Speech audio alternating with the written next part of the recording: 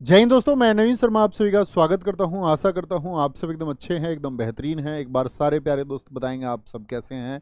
उम्मीद करेंगे बहुत अच्छे होंगे, बहुत बेहतरीन होंगे।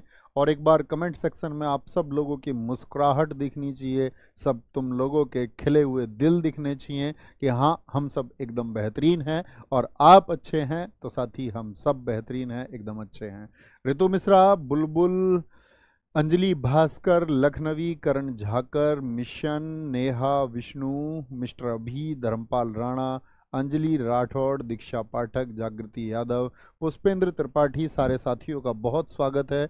और दोस्त, हम लोग पहुंच चुके हैं प्रैक्टिस सेट नंबर 17 पर। 16 प्रैक्टिस सेट, उसी एक उम्मीद में कि हाँ, मैं ऐसे छात्रों को पढ़ाता हूं जिनके अंदर दम है सिलेक्शन लेने का, जो साथी एक मार्गदर्शन को फॉलो करते हैं कि ये जरूरी निर्देश हैं, ये हमको मानने हैं, जो अपना कोई दिमाग अतिरिक्त फालतू का, बेवजह का, भटकाव का दिमाग उस पर आरोपित नहीं करते हैं और एक दी हुई स्ट्रेंथ लाइन से वो चलते हैं और उसको आगे आगे आगे चलाते रहते हैं और अंत में सिलेक्शन पर पहुंच जाते हैं। तो साथ ही आज प्रैक्टिस सेट 17 करने से पहले प्रैक्टिस सेट नंबर 5 के प्रैक्टिस सेट नंबर मतलब 5 क्वेश्चन के आंसर करेंगे जो कि प्रैक्टिस सेट नंबर 16 के हैं। तो एक बार आंसर करेंगे। सारे छात्रों से उम्मीद करूंगा कि अच्छे उत्तर आप सब दें। नलवारी पशु मेला कहाँ पर आयोजित होता है भैया? हिमाचल प्रदेश में आयोजित होता है। कहाँ पर? हिमाचल प्रदेश में ये आयोजित होता है। साबरी खान, क्या बोलोगे? क्या बोलेंगे जी? किससे है? सारंगी से संबंध रखते हैं। किससे? सारंगी से इनका संबंध है। भारत में सुप्रीम कोर्ट की पहली बैठक स्थापना तो हुई साथी 26 जनवरी 1950 को, पहली बैठक 28 जनवरी 1950 को हुई। हर्षचरित्र पुस्तक कितने भागों में है? 8 भागों में विभाजित है। किसने लिखा है साथी इसको? कहते हैं कि आपका इसमें 5 भाग हर्षवर्धन ने भी लिखे, लेकिन परीक्षा में ये नहीं लिखना है। परीक्षा में तो क्या लिखेंगे? उनके दरबारी कवि थे। और उनके दरबारी कवि का क्या नाम है जरा बताएं? तो आप बोलेंगे जी भैया ये बाणभट्ट ने लिखा है। क्षेत्रीय ग्रामीण बैंकों में राज्य सरकार का कितना प्रतिशत होता है? केंद्र सरकार का साथी होता है आपका 50%, राज्य सरकार का होता है 15% और आपका जो प्रायोजक बैंक है, ठीक है, उसका होता है 35%। ये आप सब लोगों को पता होना चाहिए। तो एक बार स्कोर लिखेंगे सारे साथी, दिखाएं भैया किन साथियों ने स्कोर लिखे। विपेंद्र सिंह आपका साथी बता रहे हैं 4 स्कोर है। कृष्ण कुमार प्रजापति 4 बता रहे हैं। गोविंद शर्मा 2 पर हैं। सरिता आपका साथी, आपने उत्तर दिया है। विष्णु 5 पर हैं। तुषार जैन 5 पर हैं। हार्दिका यादव 5 पर हैं। पॉइंटेड बॉय 4 पर हैं। सतीश कुमार जी 3 पर हैं। हरदीप बदहल 5 पर हैं। रूपा तिवारी 4 पर। अवनीश पांचाल 5 पर। अभिषेक यादव 4 पर। स्टडी मूड 5 पर। ठाकुर हरगोविंद सिंह 5 पर। बहुत स्वागत है साथी। आज के प्रैक्टिस सेट को उम्मीद करूंगा बहुत ध्यान पूर्वक प्रश्नों को पढ़ेंगे, बहुत फोकस के साथ में कक्षा को करेंगे। उत्तर देने के अलावा या उसके रिलेटेड चीज़ें सोचने के अलावा आप कक्षा में अन्य कोई बात नहीं करेंगे। अगले 1.5 घंटे एकदम शांत होकर बैठ जाना है। तो शुरू करते हैं दोस्त। आपका पहला प्रश्न है, निम्नलिखित का सही मिलान करें। इधर आपके जैव नीचे, जिनको हम साथी क्या बोलते हैं, आपका बायो रिजर्व भी बोलते हैं, या BSR बायोस्फीयर रिजर्व भी जिनको हम कहते हैं, जैव आरक्षित क्षेत्र भी जिनको हम कहते हैं, वो सही मिलान करना है। असम में कौन सा है साथी आपका? मध्य प्रदेश से किसका संबंध? उड़ीसा से और मेघालय से। तो मध्य प्रदेश में कौन सा है? पंचमढ़ी है। क्या बोलोगे? पंचमढ़ी है आपका। असम में भैया कौन सा है? मानस है, मानस है। मेघायल हो गया, no cram, no cram. Orissa का क्या? उड़ जाएगी अब, क्योंकि उसने एक सिम ले ली है। तो क्या बोलेंगे भैया? सी हो गया, CA। क्या बोल देंगे जी? CA का चुनाव कर लें और ऑप्शन ए ही एकदम से ठीक हो जाएगा। क्या बोलेंगे जी? ये ठीक हो गया। यहाँ पर हम बात कर रहे थे बायोस्फीयर रिजर्व। तो मुझे साथी आप बताएं, जो बायोस्फीयर रिजर्व होते हैं, बायोस्फीयर रिजर्व जिनको हम जैव आरक्षित क्षेत्र या जैव निचय भी कहते हैं, ये मुझे बताओ इनको कौन चिन्हित करता है? कौन इनको बताता है कि ये एरिया BSR होगा? तो आप हमेशा बोलेंगे भैया यूनेस्को द्वारा। अच्छा, भारत में कितने जैव आरक्षित क्षेत्र हैं? कितने बायोस्फीयर रिजर्व एरिया भारत में है? क्या बोलेंगे? इसको बोलते जैव आरक्षित क्षेत्र भी कहते हैं। तो भैया जैव आरक्षित क्षेत्र भारत में कितने हैं? तो आप कहेंगे भैया भारत में इनकी संख्या कुल, भारत में इनकी जो संख्या है इंडिया में कुल 18 है। क्या बोलेंगे? कुल संख्या भारत में इनकी 18 है। जो चर्चित हैं 4 लिखे हुए थे अंत्य, और मैं आपसे पूछता हूँ, मुझे बताएंगे। जैसे क्वेश्चन पूछा जाएगा सुंदरवन, सुंदरवन साथी बायोस्फीयर रिजर्व कहाँ पर स्थित है? सुंदरवन बायोस्फीयर रिजर्व कहाँ पर है? तो आप बोलेंगे भैया वेस्ट बंगाल में, पश्चिम बंगाल में है। कहाँ पर है? पश्चिम बंगाल में। दूसरा आपसे पूछूं, दिहांग दिबांग बायोस्फीयर रिजर्व कहाँ पर है? दिहांग दिबांग बायोस्फीयर रिजर्व साथी आपका किस स्टेट में है? तो हम बोलेंगे दिहांग भैया अरुणाचल में है। कहाँ पर है? अरुणाचल प्रदेश में है। तीसरा आपसे पूछे अचनकमार कहाँ पर है? अचनकमार कहाँ पर है साथी? अचनकमार जो बायोस्फीयर रिजर्व है, आप मुझे बताएं अचनकमार कहाँ पर है? तो हम कहेंगे मध्य प्रदेश में है। कहाँ पर है? अचनकमार मध्य प्रदेश और साथी आपका छत्तीसगढ़ तक फैला हुआ है। कहाँ? मध्य प्रदेश और छत्तीसगढ़ की सीमाओं पर है। चौथा मैं आपसे पूछूं अगस्त्यमलाई कहाँ पर है साथी? अगस्त्यमलाई जो बायोस्फीयर रिजर्व है वो कहाँ पर है? तो आप बोलेंगे केरल तमिलनाडु की सीमा पर है भैया। क्या बोलेंगे? केरल और तमिलनाडु में है। कहाँ पर है? केरल और तमिलनाडु में है। मैं आपसे पूछूं शेषाचलम बायोस्फीयर रिजर्व कहाँ पर है? शेषाचलम बायोस्फीयर रिजर्व आप कहेंगे आंध्रा में है। कहाँ पर है? आंध्रा में है। और साथ ही पन्ना बायोस्फीयर रिजर्व ये कहाँ पर है? पन्ना मध्य प्रदेश में है। कहाँ पर है? मध्य प्रदेश में है। अब यहाँ से क्वेश्चन पूछेगा सबसे बड़ा बायोस्फीयर रिजर्व कौन सा है भारत का? सबसे बड़ा उसमें पूछ लेता, सबसे पहला भी पूछ लेगा। सबसे पहला बायोस्फीयर रिजर्व कब भारत का चयनित हुआ था? सबसे पहला जो बायोस्फीयर रिजर्व है वो कौन सा है? सबसे पहला जैव आरक्षित क्षेत्र साथी नीलगिरी है। आप मुझे बताएं, नीलगिरी मैंने शब्द कल भी बताया आपको, किस राज्य से है? तमिलनाडु से है। और ये कब चिन्हित हुआ था? 1986 में चिन्हित हुआ था। मैं पूछूं आपसे साथी सबसे बड़ा बीएसआर कौन सा है? सबसे बड़ा बायोस्फीयर रिजर्व भारत में कौन सा है? तो कच्छ का रण है। क्या बोलेंगे? किस राज्य में है कच्छ का रण? जो कि जंगली गधे के लिए बहुत प्रसिद्ध है। कच्छ का रण साथी गुजरात में है। कहाँ पर? किसके लिए है? ये आपका वाइल्ड आस के लिए, जंगली गधे के लिए प्रसिद्ध है। किसके लिए? जंगली गधे के लिए प्रसिद्ध है। सबसे छोटा बीएसआर कौन सा है? सबसे छोटा बायोस्फीयर रिजर्व भारत में कौन सा है? तो सबसे छोटा बीएसआर आपका डिब्रू सेखोवा है। मुझे सारे साथी बताएं कि डिब्रू सेखोवा भारत के किस राज्य में है? तो डिब्रू सेखोवा जो है साथी वो आपका असम में है। कहाँ पर है? असम का बायोस्फीयर रिजर्व है। कहाँ का है? असम का बायोस्फीयर रिजर्व है। इनसे क्वेश्चन कभी भी पूछा जाएगा आपसे। सबसे छोटी रामसर साइट मैंने नहीं पूछी साथी आपसे, जो दोस्त आपका रेणुका लिख रहे हैं, आप गलत लिख रहे थे। ठीक है, आगे आते हैं। दिए गए स्मारकों में से कौन सा स्मारक कर्नाटक में स्थित नहीं है? किसमें? कर्नाटक में साथी आपका स्थित नहीं है। होयसलेश्वर मंदिर क्या कर्नाटक में है? जी भैया। होयसलेश्वर मंदिर कौन सी साइट बना यूनेस्को की? क्या बोलेंगे? ये यूनेस्को की भैया आपका 42वीं साइट बनी। और ये कहाँ पर है जी? कर्नाटक में है। ये तो बहुत इंपॉर्टेंट है। कितने मंदिरों का समूह है ये साथी? 3 मंदिरों का समूह है। कितने का? 3 मंदिरों का ये समूह है। और कौन कौन से 3 मंदिर हैं जरा बताएं। तो 3 मंदिरों का समूह मैं आपको इसी कक्षा में बता चुका। बेलूर का होगा आपका, बेलूर, हैलोबिड का होगा और सोमनाथपुरा का होगा। बेलूर मंदिर, हैलोबिड मंदिर और साथ ही आपका सोमनाथपुरा के टेम्पल। क्या बोलेंगे? सोमनाथपुरा के जो मंदिर हैं, इन तीनों के समूह मिलकर होयसलेश्वर मंदिर को बनाता है। पलक्कड़ का किला अगर हम बात करें, पलक्कड़ का किला साथी आपका केरला में मौजूद है। कहाँ पर है? पलक्कड़ का किला केरला में है, कर्नाटक में नहीं है। कित्तूर का किला, कित्तूर के लिए साथी हमेशा याद रख लेना, कित्तूर की रानी चेन्नम्मा ये बहुत भारत की प्रसिद्ध एक स्वतंत्रता सेनानी हैं। अगर बात करें, ब्रिटिश शासन के खिलाफ इन्होंने लड़ाई लड़ी थी 1824 से 29, जब इनके पति की मृत्यु हो गई थी। तो कई बार पूछा जा चुका प्रश्न है कि रानी चेन्नम्मा का संबंध जो है भारत के किस राज्य से या किस किले से? तो कित्तूर का किला कहाँ पर है? वो आपका साथी कहाँ पर है? कर्नाटक में। गोल गुंबद सब जानते हैं, बहुत प्रसिद्ध है, कर्नाटक में है। ये किसका मकबरा है? क्या बोलेंगे? किसका मकबरा है? ये आपका अली आदिल शाह का मकबरा है। अली आदिल शाह का मकबरा है। और अली आदिल शाह जो था साथी आपका, ये किसका टॉम्ब है, किसका मकबरा, अली आदिल शाह का, जो कि बहमनी वंश से था। क्या बोलेंगे, किस वंश से था ये बहमनी डायनेस्टी से था, बहमनी वंश से इसका संबंध था, ये बात याद रख लेना। और आपसे पूछा जाता है गोल गुंबज ये भारत का क्योंकि सबसे बड़ा गुंबज है, भारत का सबसे बड़ा गुंबज है, याद रखेंगे। ये क्या है, भारत का सबसे बड़ा साथी ये गुंबज है।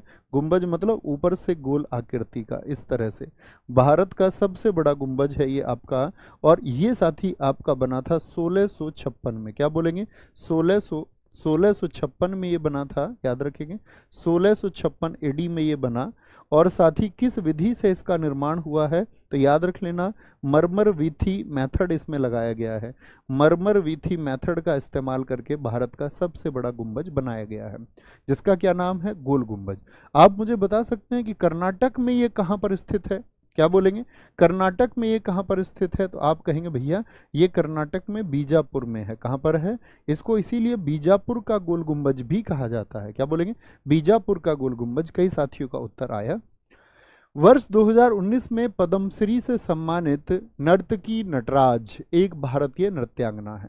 और नर्तकी नटराज साथी आपका अगर मैं बात करूं कि साहित्य अकादमी एसएन बोलते हैं, क्या बोलेंगे आपका, एसएन बोल दूं सीधे, साहित्य नाटक अकादमी, साहित्य नाटक अकादमी एसएन अकादमी अवार्ड इनको मिला हुआ है। और एसएन अकादमी पुरस्कार पाने वाली ये पहली ट्रांसजेंडर बनी। ठीक है, पुरस्कार पाने वाली ये पहली, क्या बोलेंगे, पहली ट्रांसजेंडर बनी, पाने वाली पहली ट्रांसजेंडर। ठीक है, यहां से क्या क्वेश्चन बनेगा आपका, क्वेश्चन बनेगा साथी, यही क्वेश्चन बनेगा आपका, पहली ट्रांसजेंडर कौन है, नर्तकी नटराज। किस नृत्य से संबंधित है, भरतनाट्यम से। क्या बोलेंगे, भरतनाट्यम से इनका संबंध है, याद रख लेना।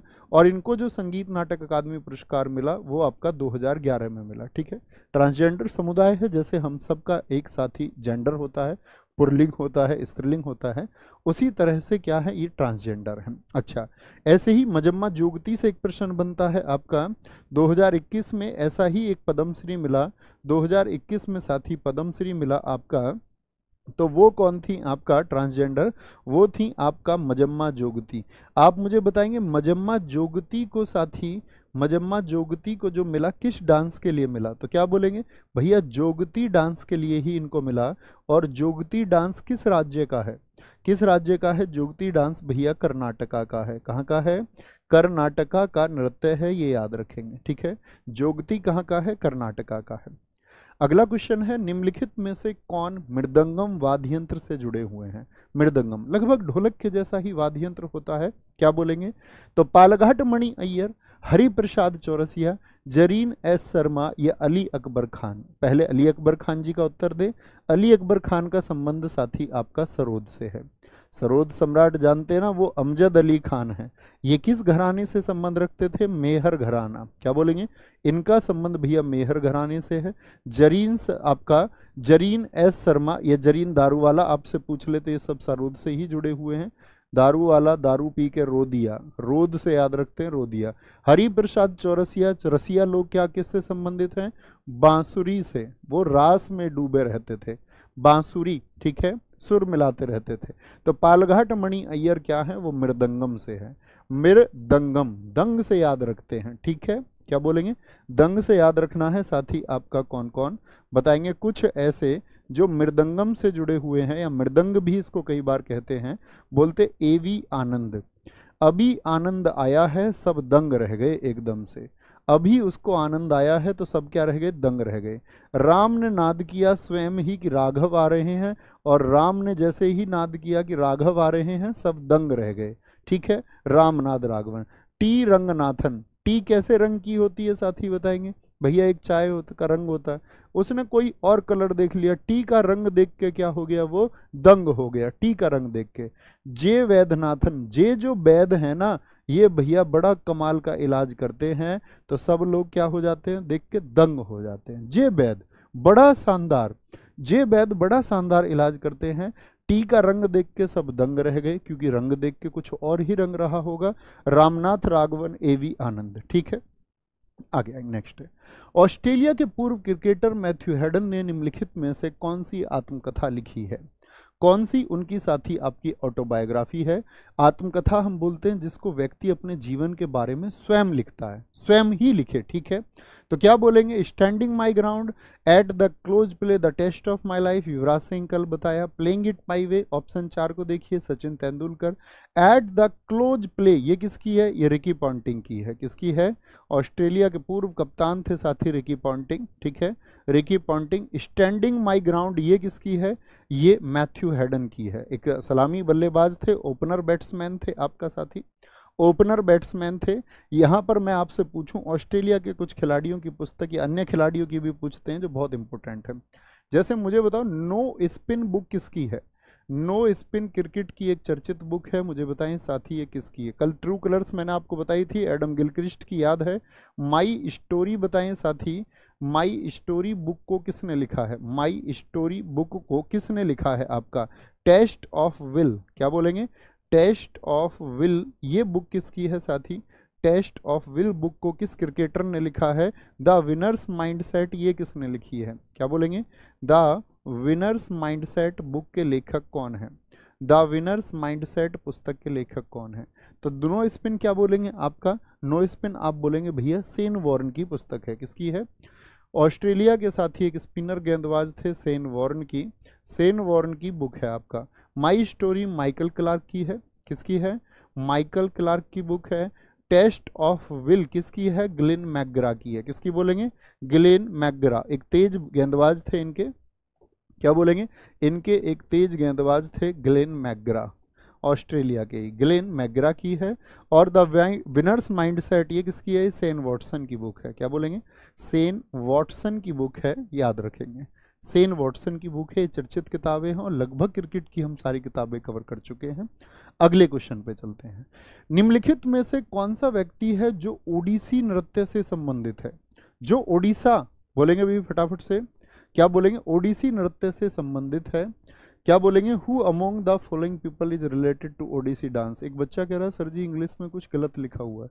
हो सकता है भाई कुछ उन्होंने टाइप करते टाइम इंग्लिश ट्रांसलेशन में कोई गड़बड़ की हो, आप प्लीज़ देख लेंगे। मेरे हिसाब से इतना होशियार तो मैं आपको मानूंगा कि आप गवर्नमेंट जॉब लेने जा रहे हैं, इतनी भर समझ तो रखेंगे। थम्स अप करें इस बात पर, कहीं कोई छोटी मोटी त्रुटि होगी साथी तो उसको आप लोग सुधारेंगे, है ना, ये उम्मीद मैं आपसे कर सकता हूँ।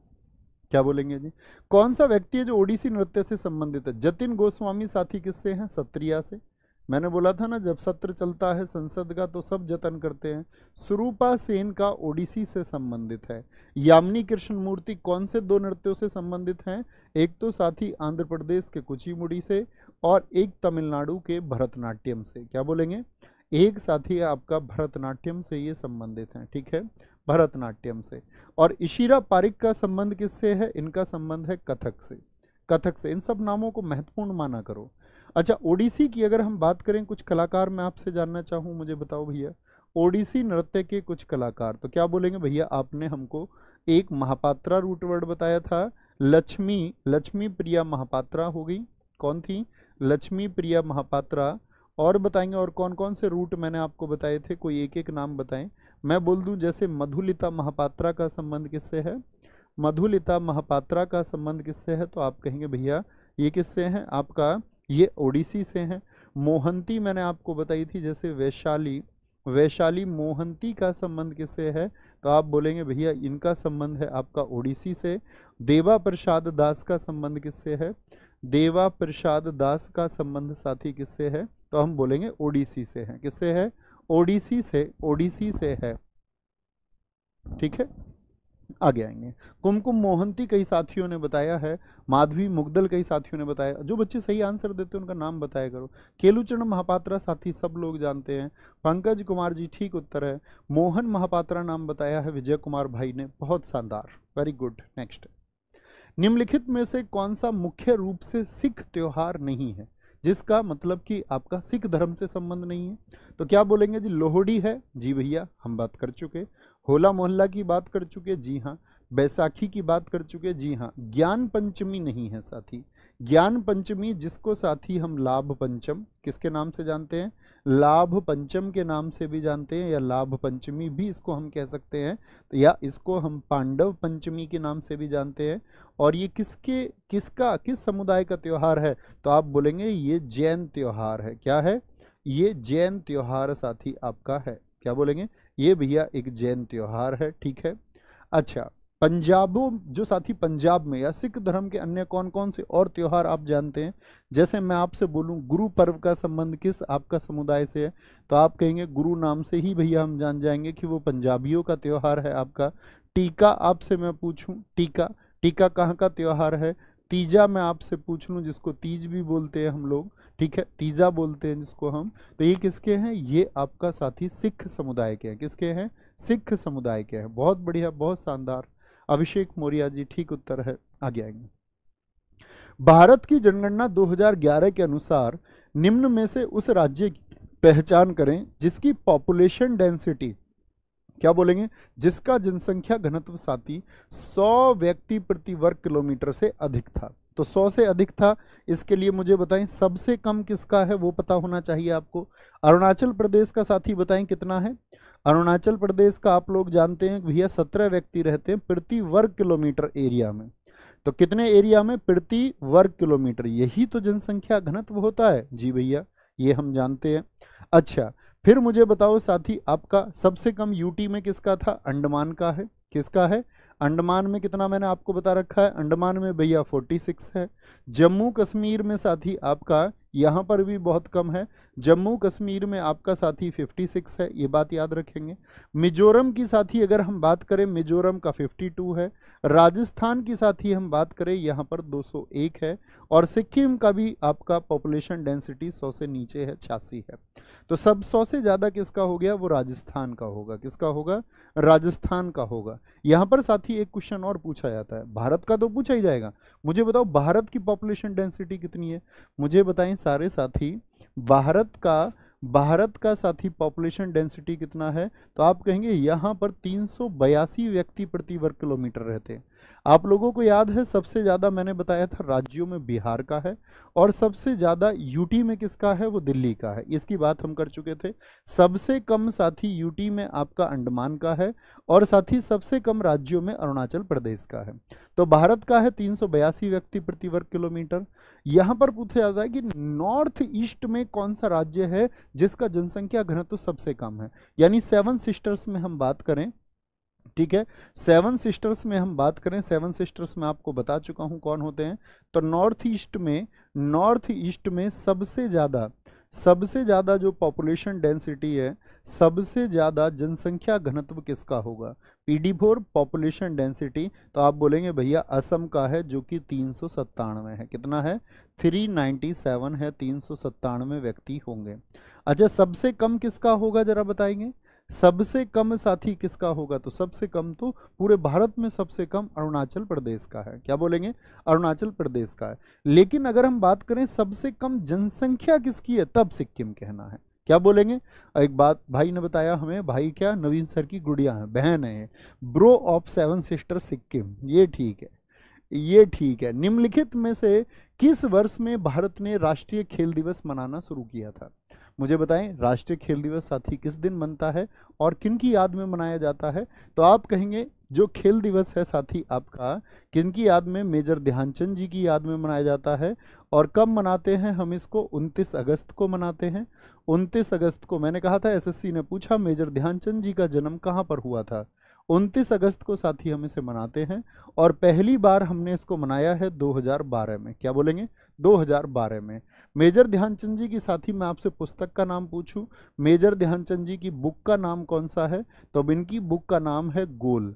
मुझे बताओ दोस्त, ये किस ओलंपिक में कैप्टन, मैंने आपको बताए थे कि भैया कौन सा ओलंपिक था जिसमें ये कैप्टन रहे थे, जहां पर हिटलर ने इनसे पेशकश की थी, क्या इनको प्रस्ताव दिया था, 1936 बर्लिन में। क्या बोलोगे, 1936 बर्लिन जर्मनी में ये क्या थे साथा, हॉकी, जो भारत की हॉकी टीम थी उसने जीता था गोल्ड, उसने जीता था गोल्ड। ठीक है, तो 2012 से हम इसको मनाते हैं। अंतर्राष्ट्रीय खेल दिवस मुझे बताएं साथी, मैं आपको बता चुका हूं, आज आपसे कुछ रिवीजन ले लेते हैं। अंतर्राष्ट्रीय इंटरनेशनल स्पोर्ट डे कब मनाया जाता है, तो ये कब मनाया जाता है आपको बताया होगा साथी, क्या बोलेंगे भैया, 6 अप्रैल को ये मनाया जाता है। कब मनाया जाता है, 6 अप्रैल को मनाया जाता है। खेल का साथी इंटरनेशनल चेस डे, अंतर्राष्ट्रीय शतरंज दिवस कब मनाया जाता है, तो अंतर्राष्ट्रीय शतरंज दिवस मनता है साथी आपका 20 जुलाई को। कब मनता है, 20 जुलाई को मनता है। अंतर्राष्ट्रीय साथी योग दिवस कब मनता है बताएंगे, अंतर्राष्ट्रीय योग दिवस कब मनाया जाता है भैया जी, 21 जून को मनाया जाता है। कब मनाया जाएगा भाई साहब, 21 जून को मनाया जाता है। मैं आपसे पूछूं राष्ट्रमंडल दिवस, ब्रिटेन की महारानी का जन्मदिन होता है, राष्ट्रमंडल दिवस कब मनाया जाता है, 24 मई को मनाया जाता है। 24 मई को मनाया जाता है। अगर मैं आपसे पूछूं ओलंपिक दिवस कब मनाया जाता है तो आप कहेंगे 23 जून को मनाया जाता है। वहीं साथी अगर हम बात करें आपसे कि अगस्त के महत्वपूर्ण दिवस कौन कौन से हैं, अगर मैं अगस्त के महत्वपूर्ण दिवस की बात करता हूं तो मुझे बताओ 7 अगस्त को कौन सा दिवस मनाया जाता है, तो 7 अगस्त को साथी आपका भाला फेंक दिवस मनाया जाता है।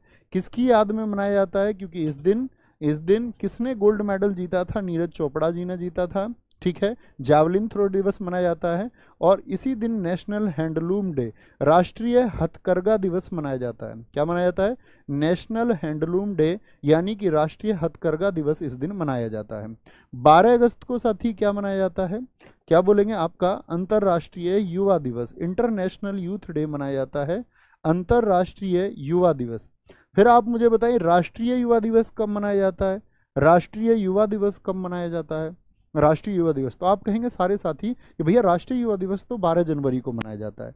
अच्छा 19 अगस्त को साथी क्या मनता है, 19 अगस्त को मनता है आपका साथी, क्या बोलेंगे, वर्ल्ड फोटोग्राफी डे, विश्व फोटोग्राफी दिवस मनाया जाता है। कौन सा, विश्व फोटोग्राफी दिवस भैया जी मनाया जाता है। हम लोग गलती नहीं करेंगे, करनी भी नहीं है। आगे आएंगे, नेक्स्ट है, संविधान के किस अनुच्छेद में सुप्रीम कोर्ट को न्यायिक पुनर्विलोकन यानी किसी जस्टिस को फिर से रिव्यू किया जा सकता है। ऐसा नहीं है कि एक बार जस्टिस दे दिया तो दे दिया, ऐसा नहीं है। क्या बोलेंगे जी, तो कल मैंने आपको कुछ आर्टिकल बताए, आज मैं आपसे जानना चाहूंगा कि मैंने होशियार छात्रों को बताए थे क्या, 125 में साथी क्या बताया था मैंने आपको कि वो जो मुख्य जो साथी आपका उच्चतम न्यायालय उसके वेतन बताए थे, ठीक है, वेतन बताए थे। 137 क्या बताता है, आपका जुडिशियल रिव्यू को बताता है। अगर मैं आपसे पूछूं 130 में क्या है आज के बाद, तो आप बोलेंगे सुप्रीम कोर्ट की पीठ बताई गई है, बेंच ऑफ सुप्रीम कोर्ट बताई गई है।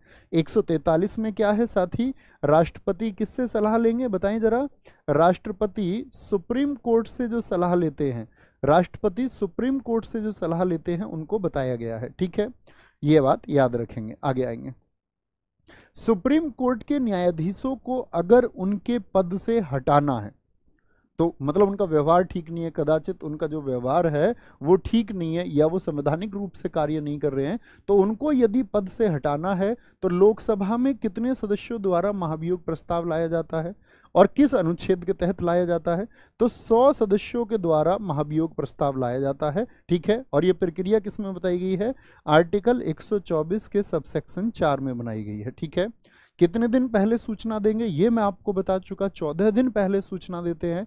किस न्यायाधीश के खिलाफ ये आया था मुझे बताएं नाम, जो मैंने आपको बताया था, और ये भी मैंने आपको बताया था कि वो सफल रहा था या असफल रहा था, तो क्या बोलेंगे भैया, रामास्वामी उनका नाम है, हम कभी गलती नहीं करेंगे। और सफल रहा था कि असफल, 1991 में उनके खिलाफ आया था, और क्या रहा था आपका, असफल रहा था। क्या बोलेंगे, असफल रहा था, गलती नहीं करेंगे जी भैया, नहीं करेंगे। आगे आएंगे, नेक्स्ट है जी, सर्वोच्च न्यायालय के मुख्य न्यायाधीश को प्रतिमाह कितना वेतन मिलता है। कल मैंने आपसे पूछा भी था, बहुत सारे साथियों ने गलत उत्तर दिए, आज के बाद गलत नहीं करेंगे।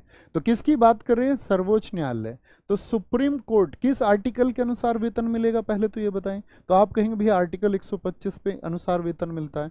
तो सुप्रीम कोर्ट में जो वेतन मिलता है आपका मुख्य न्यायाधीश को 2,80,000 रुपये मिलता है, ठीक है, 2,80,000 रुपये, कितना, 2.80 L मिलता है। और अगर बात करें साथी 2.50 L, ये किसको है, ये अन्य न्यायाधीशों को है, किसको है, अन्य जो न्यायाधीश होंगे, और ये मिलता है आपका मुख्य न्यायाधीश को। लेकिन हाई कोर्ट की जब हम बात करेंगे आपका, तो हाई कोर्ट में जो साथी मुख्य न्यायाधीश हैं उनको तो 2.5 लाख रुपए, किसको, मुख्य न्यायाधीश को तो 2.5 लाख रुपए उच्च न्यायालय में, और बाकी को आपका 2.25 लाख रुपए मिलते हैं। हाई कोर्ट में कितना मिलेगा? अदर जस्टिस को, आपका जो अदर जज होंगे उनको 2.25 लाख रुपए, और जो चीफ जस्टिस होंगे कहाँ पर? आपका हाई कोर्ट में, उच्च न्यायालय में, उनको 2.5 लाख रुपए। यानी अन्य के बराबर तो उच्च न्यायालयों के मुख्य न्यायाधीश को मिलता है। ठीक है, ये गलती नहीं करनी है। आगे आइए, नेक्स्ट। भारत में न्यायपालिका का स्वरूप कैसा है? और आज हम इसको खत्म कर देंगे। ठीक है, फिर अगले चरण की तरफ चलेंगे, राज्यपाल। फिर राज्यपाल से बनने वाले क्वेश्चन और उन सबको करेंगे। क्या मैं साथी एक क्वेश्चन आप सब लोगों से पूछूं कि हम एक क्रमिक तरीके से आगे बढ़ रहे हैं, उसको आप महसूस कर पा रहे हैं? हर विषय में हम एक क्रमिक तरीके से आगे बढ़ रहे हैं, पिछली चीजें आप तैयार करते हुए चल रहे हैं, उसको महसूस कर पा रहे हैं कि हाँ हम एक क्रम से आगे बढ़ रहे हैं। हमको जरूरत पड़ेगी हमेशा अगली कक्षा में पिछली चीजों की। तो कैसा है कि भैया कैसी न्यायपालिका है भारत में? जैसे मैं एक स्टेटमेंट के द्वारा आपको बताऊं कि सुप्रीम कोर्ट के जो निर्णय हैं वो अन्य कोर्ट के द्वारा क्या होंगे? जो सुप्रीम कोर्ट के निर्णय हैं, ठीक है, सुप्रीम कोर्ट के जो साथी निर्णय होंगे वो क्या होंगे? अन्य कोर्ट के द्वारा मान्य होंगे या नहीं होंगे? तो आप कहेंगे भैया सभी निचली जो अदालतें हैं वो बाध्यकारी होंगी उसको मानने के लिए। सभी निचली अदालतें, जितनी भी सबऑर्डिनेट कोर्ट्स हैं, सभी निचली अदालतें जो होंगी वो बाध्यकारी होंगी। जी भैया, इसीलिए इसको हम बोलते हैं इंटीग्रेटेड है। कैसी है भारत की न्यायपालिका? एकीकृत है। और भारत की जो साथी न्यायपालिका है वही क्या है? वही संविधान की व्याख्याकार है। आपसे पूछे संविधान का अंतिम व्याख्याकार कौन है? संविधान का व्याख्याकार मतलब उसको जो एक्सप्लेनेशन उसका देगा वो कौन देगा? वो आपका साथी सुप्रीम कोर्ट है। क्या बोलेंगे? भारत की न्यायपालिका है, सुप्रीम कोर्ट है। ठीक है, उसी को संरक्षक भी इसीलिए हम बोलते हैं। संविधान का संरक्षक अगर मैं पूछूं कौन है, बताएंगे? संविधान का साथी संरक्षक कौन है? क्यूरेटर ऑफ कॉन्स्टिट्यूशन कौन है? तो आप क्या बोलेंगे? वो भैया कोर्ट है आपका। क्या बोलेंगे? सुप्रीम कोर्ट है। कौन है? सुप्रीम कोर्ट है। नेक्स्ट, सर्वोच्च न्यायालय के मुख्य न्यायाधीश के पद पर सबसे कम समय तक कौन आसीन रहा है? Chief justice of India. अभी मुझे बता सकते हैं कि आप वर्तमान में कौन से नंबर के मुख्य न्यायाधीश हैं? वर्तमान में साथी अगर मैं पूछूं चंद्रचूड़ जी कौन से नंबर के मुख्य न्यायाधीश हैं? DY चंद्रचूड़, ये मेरा आपसे क्वेश्चन है। तो आप बोलेंगे सबसे कम समय तक रहे हैं भैया कमल नारायण सिंह, और कमल नारायण सिंह सिर्फ और सिर्फ 18 दिन रहे हैं। क्या बोलेंगे?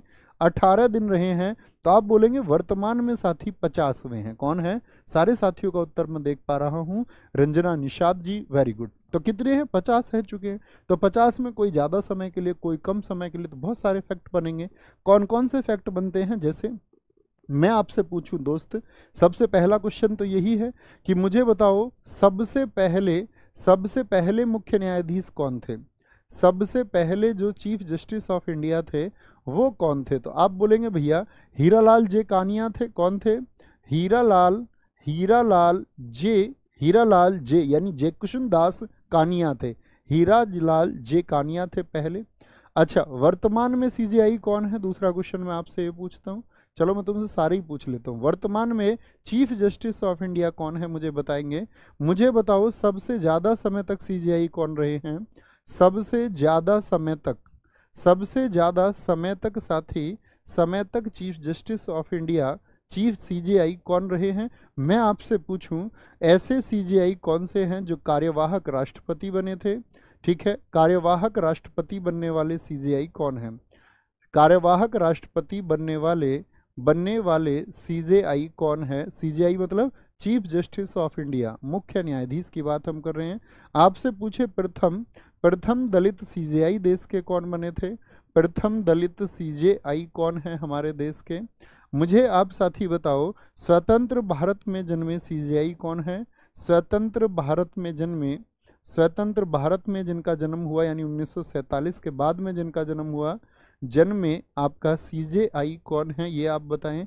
और ऐसे कौन से CJI हैं जिनको हम PIL के प्रणेता कहते हैं? PIL के प्रणेता CJI कौन है? तो वर्तमान में CJI कौन है? DY चंद्रचूड़ हैं जो 50वें हैं। कौन है? डी वाई चंद्रचूड़ हैं। कौन है साथी? डी वाई चंद्रचूड़ हैं, जो कौन से नंबर के हैं साथी? 50वें क्रम के हैं। सबसे ज़्यादा समय तक कौन रहे, इससे कंफ्यूज नहीं होना, ये है आपका वाई वी चंद्रचूड़। कौन बोलोगे? ये वाई वी चंद्रचूड़ हैं यशवंत विष्णु। क्या बोलोगे? डी वाई नहीं है, वाई वी, यशवंत विष्णु चंद्रचूड़ हैं, जो कि आपका 7 वर्ष और 4 माह तक, क्या बोलेंगे, 7 वर्ष और 4 माह तक भारत के सीजेआई रह चुके हैं। कार्यवाहक राष्ट्रपति बनने वाले साथी एम हिदायतुल्ला हैं, ठीक है, यही उपराष्ट्रपति भी बने थे, एम हिदायतुल्ला हैं। और प्रथम दलित सीजेआई, क्या बोलोगे? ये भैया के जी बालाकृष्णन है। कौन है? के जी बालाकृष्णन है। आपसे पूछे साथी स्वतंत्र भारत में जन्मे, आपका क्या बोलोगे भैया? सॉरी, एच सी कपाड़िया नहीं, S H Kapadia, S H Kapadia थे, एस एच कपाड़िया थे। और PIL के प्रणेता किनको बोलते हैं? PN भगवती। किनको कहते हैं? PN भगवती। तो क्वेश्चन बनेगा पॉलिटी में बड़ा इंपॉर्टेंट कि PIL क्या होता है। PIL का पूरा नाम बताएंगे क्या होता है? तो इसको बोलते हैं पब्लिक इंटरेस्ट लिटिगेशन। क्या बोलते हैं?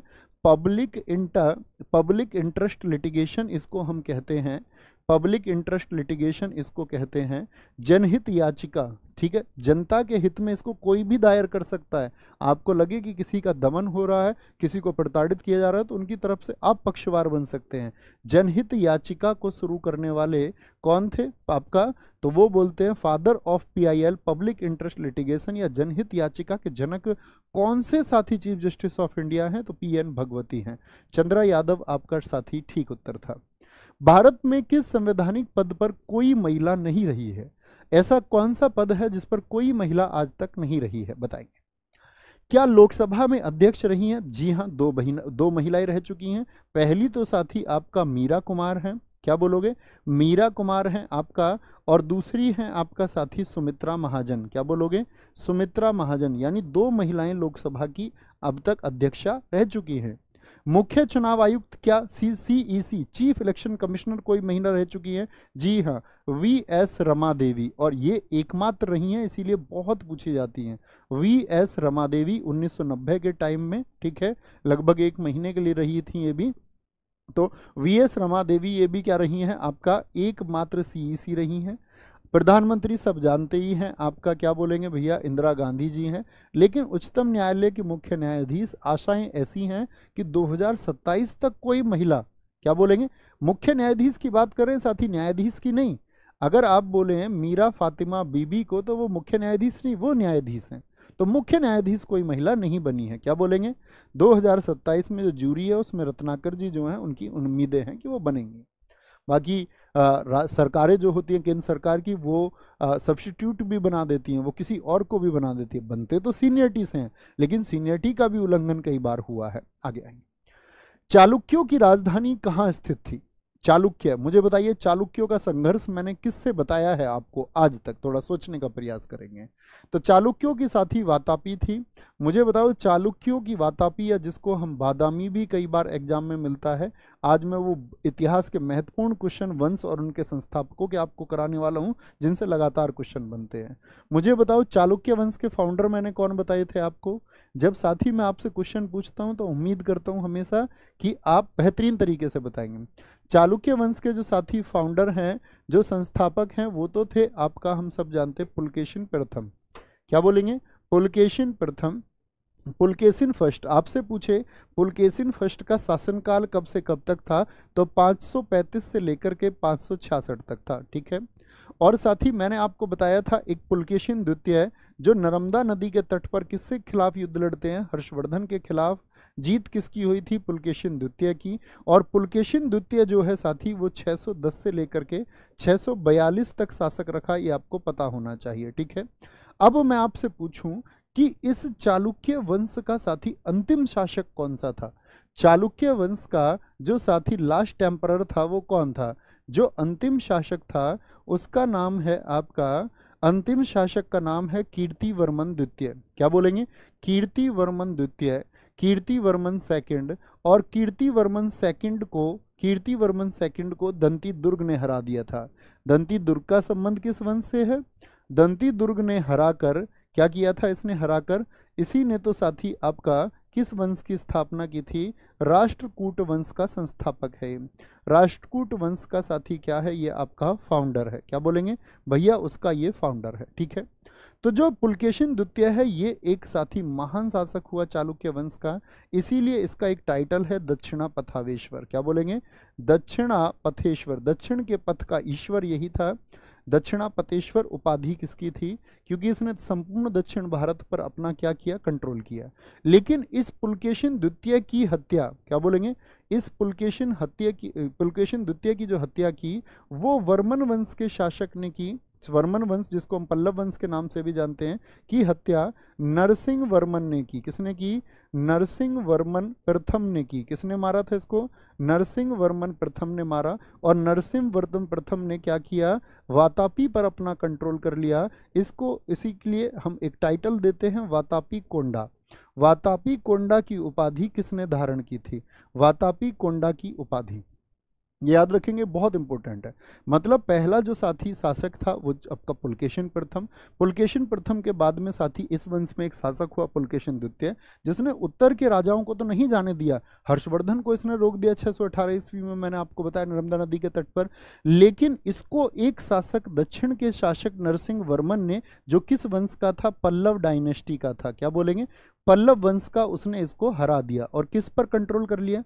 तो आपसे पूछे पल्लव वंश का वह कौन सा शासक था जिसने वातापी को अपने कब्जे में ले लिया था, वातापी को अपने अधीन कर लिया था? तो आप कहेंगे नरसिंह वर्मन है, इसीलिए उसको बोलते वातापी कोंडा, वातापी को विजय करने वाला। क्या बोलेंगे? वातापी को विजय करने वाला।